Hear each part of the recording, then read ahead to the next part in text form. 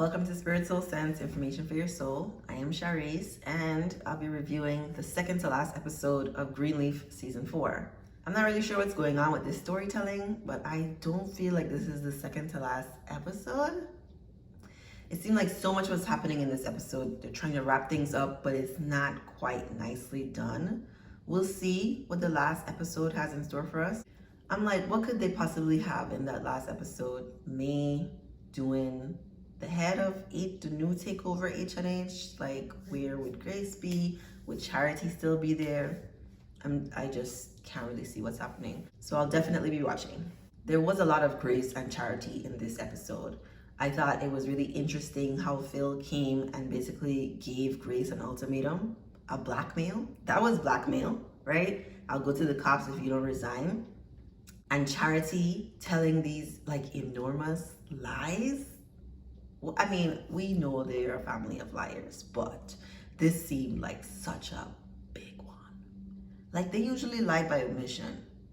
This is a blatant, in your face, I don't care about you or your son kind of lie. And we haven't seen Charity work through like, why does she have all of this animosity towards her sister?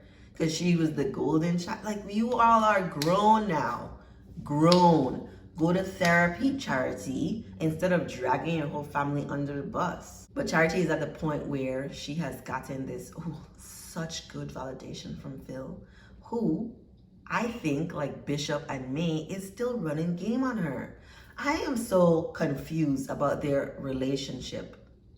She's telling Grace, like, we don't talk after work. I mean, those are lies, right? But like, we still haven't seen this relationship develop, or, I mean, they've definitely built some intimacy and shared secrets with each other, but is this a whole like, to the point where we're like, oh, I have pictures of you on my fridge at home, and here's a key to my apartment, and next episode, will you marry me?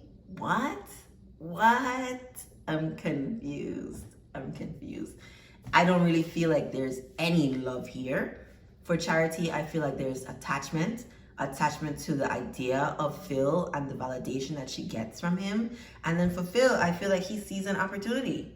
Here's a Greenleaf. We can run this church. Some of the people will be receptive because she's still there. But actual love? Maybe some care. But real love? If it was real love, he should have picked Sushi because she's more important than Judy. If it was real love, he should have told her about Judy. Like, don't have me out here looking stupid. Don't do that. Oh my God, that bothered me so much. Like, you're really going to have a whole dinner and not tell Charity. Okay, Phil.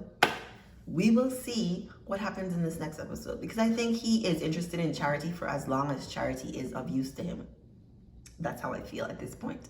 I'm on Bishop's side. I'm not with the shits with Phil. I'm not. You know, someone else I'm just not with the shits with is Carissa. What is she doing? Desperation will lead people to do all kinds of crazy things that are not in their best interests. So I guess they lost the house. I don't know how I missed that going through. I thought she got the money from Fernando, but I guess it was like, oh, Jacob is suspicious, so I'm not gonna use this money from Fernando. I guess, I don't know. But then Fernando is doing all this calling and she's not interested in talking to him because she's tired of cheating, and she's figured out another way to get the money by asking Grace. But then she was doing all this stuff trying to get the will. All of that information was for Fernando. So was she just avoiding him because she couldn't get the information? How bold of her to go to May and ask her who's getting the house. Like, wow. But then I guess it trickled down to getting information from Grace and then having money from Grace. And so now she feels good about herself. She feels like she can escape the house now. And so she feels comfortable sleeping with Jacob now. Jacob is so like relieved, like, oh, we're finally having sex now. And things must be great. I must be doing something great. Feels so bad for Jacob. He's like missing all the cues, all the things that your marriage is in peril. The partner that you picked is just, she's just not the one. And so in the next episode, it sounds like she wants to see if she can get the whole estate. because somehow Fernando has gotten the will. I don't know. I just wish Carissa would pause, like I like to say, and like check in with God.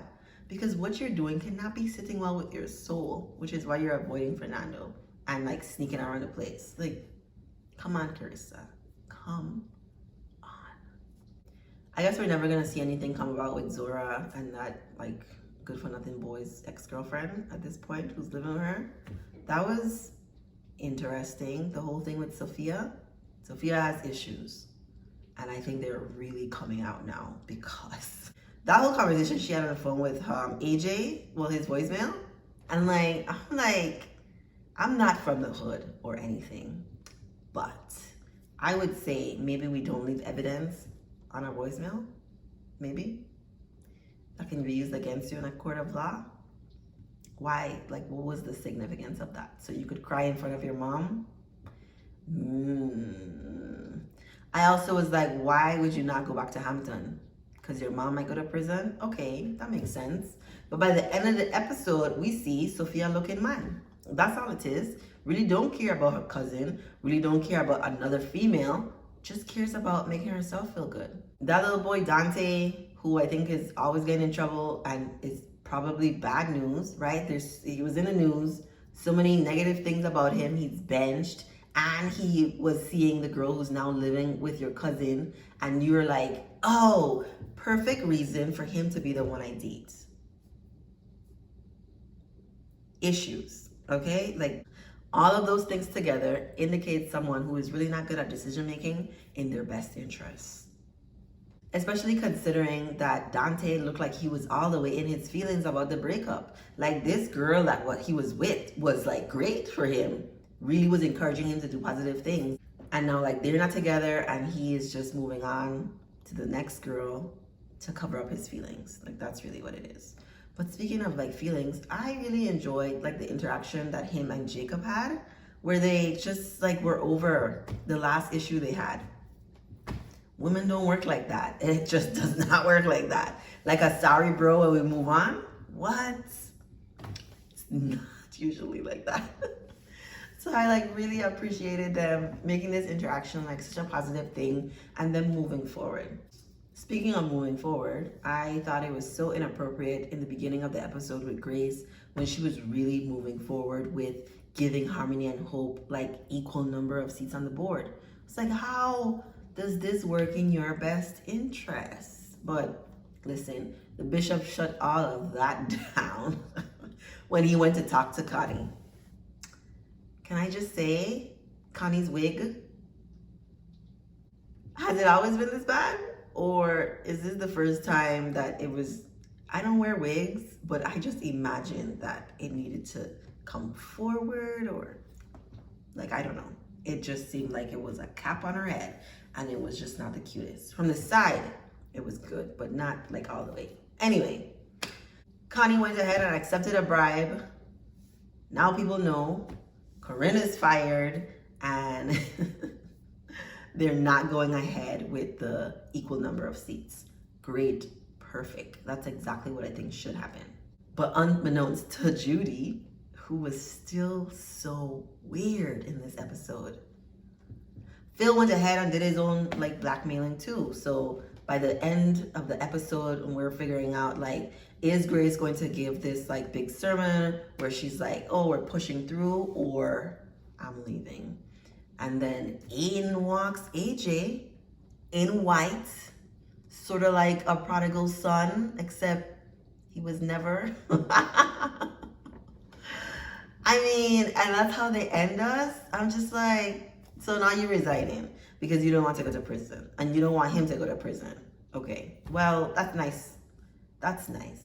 It might be one of the nicest, like highest moralistic things that Grace has done. Okay. And so I'm not really mad at it, but sort of like Charity said, you put yourself in this.